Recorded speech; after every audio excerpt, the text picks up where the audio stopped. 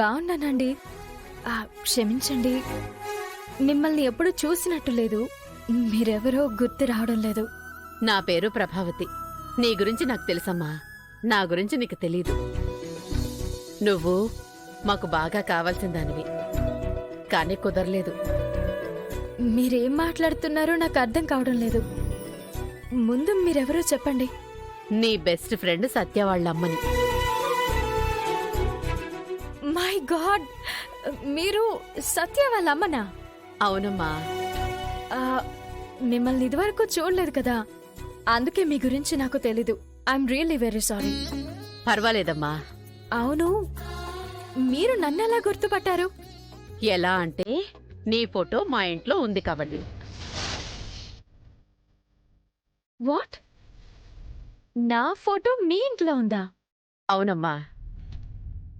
నా కొడుకు పర్సనల్ రూమ్లోను, నా కొడుకు బుక్స్లోను, నా కొడుకు పర్సులోను నీ ఫోటో ఉంది. నా ఫోటో తన పర్సనల్ రూమ్ లోను, పర్సనల్ థింగ్స్ లోను ఉండడం ఏంటి? అది కరెక్ట్ కాదు కదా.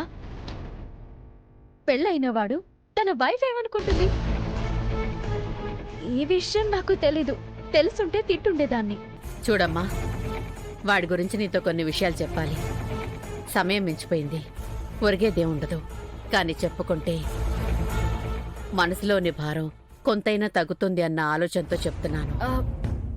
చెప్పండి ఆంటీ. విన్న తర్వాత నువ్వేమీ అనుకోకూడదు. నేనెందుకు అనుకుంటాను? వాడి ఫ్రెండ్షిప్ ని కూడా కట్ చేయకూడదు. ఎందుకు కట్ చేస్తాను? సత్య is my best friend.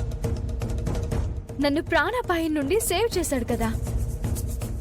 Life long నా ఫ్రెండ్ గా ఉండిపోతాడు.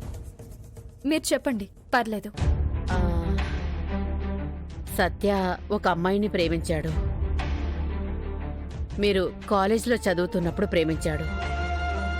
ఆ అమ్మాయిని గాఢంగా ప్రేమించి చాలా సంవత్సరాలు తన కోసం పెళ్లి చేసుకోకుండా ఉండిపోయాడు. ఆ అమ్మాయి ఎవరో కాదు, అందమైన రూపంతో చంద్రబింబంలా ఉంటుంది, ఓ హరివిల్లులా ఉంటుంది. తన పేరు ఏంటంటే, తన పేరు అవని.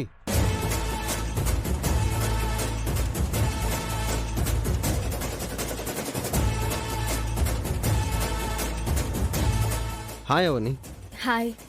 మంచి సందర్భం చూసుకుని మీ ఇద్దరిని పరిచయం చేద్దాం అనుకున్నాను. ఈ విధంగా కలిసిపోయారన్నమాట. మా అమ్మ ప్రాంక్ చేసిందా? ప్రాంకా? యా,